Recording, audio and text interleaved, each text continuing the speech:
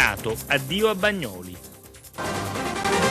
Gli alberi che vedete furono piantati nel 1954 dai rappresentanti dei 6 paesi che avevano deciso di aderire a questo comando NATO di Napoli. Era l'inaugurazione della base di Bagnoli, adesso come vedete gli alberi sono cresciuti, sono passati 58 anni e la base sta per chiudere e trasferirsi a Lago Patria.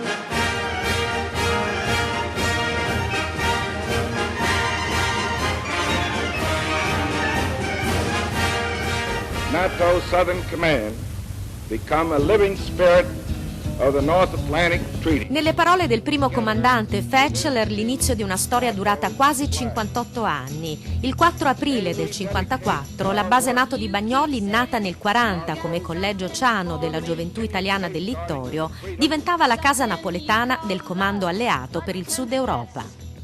Questo tunnel è nato come rifugio antiaereo. Era qui durante la guerra fredda che venivamo sia per le esercitazioni, sia c'era il nostro posto comando protetto. Stiamo parlando di un'epoca nella quale si pensava possibile una guerra nucleare. In realtà non era possibile perché inevitabilmente nessuno vinceva.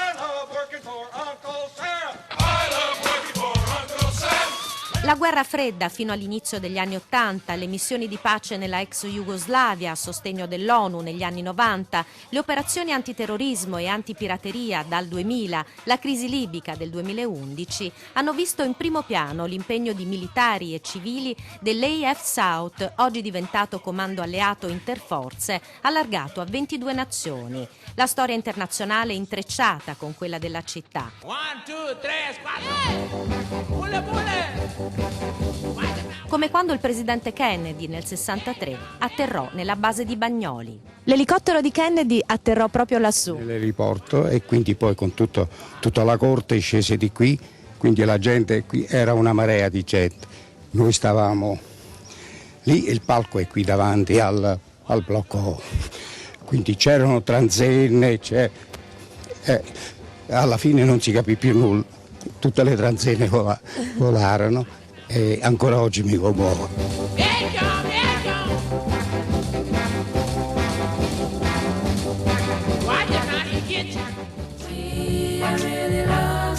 Forse solo Sophia Loren, 20 anni più tardi, girando nella palazzina del comando alcune scene del film Qualcosa di biondo, provocò altrettanto entusiasmo.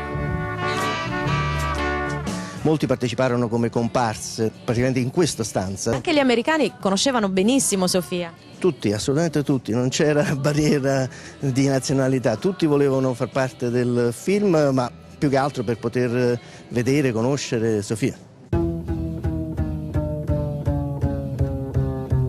La storia del comando di Bagnoli è anche quella di un'integrazione possibile tra diversi stili di vita. Militari e civili, fianco a fianco, hanno imparato prima di tutto a conoscere e ad amare le tradizioni della città. Io ricordo quando la banda americana e la banda NATO suonavano i pezzi di Pino Daniele. E allora era straordinario stare in base e si sentiva i pezzi di Pino Daniele, oppure si vedeva Edoardo Bennato che entrava con degli amici.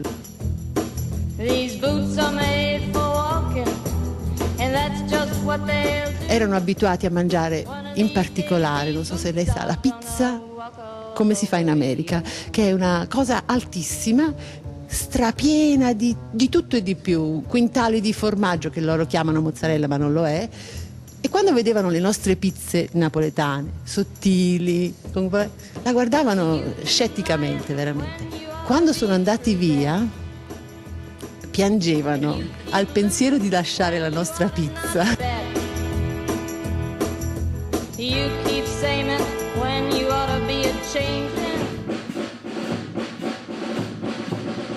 Ora su Bagnoli cala il sipario, il futuro della base è ancora tutto da disegnare. Spero che questa struttura divenga qualcosa di importante per la città, spero che non faccia la fine di alcune altre strutture che un po' alla volta sono state lasciate così e dopo 15-20 anni si aspetta ancora la destinazione finale. Una delle ipotesi è chiaramente utilizzarla per finalità pubbliche, quindi di trovare una sede, si parlava anche di ipotesi della sede della regione. Abbiamo previsto un gruppo di lavoro all'interno della regione che farà proprio uno studio con chiaramente i responsabili della fondazione per verificare quali possono essere gli utilizzi migliori.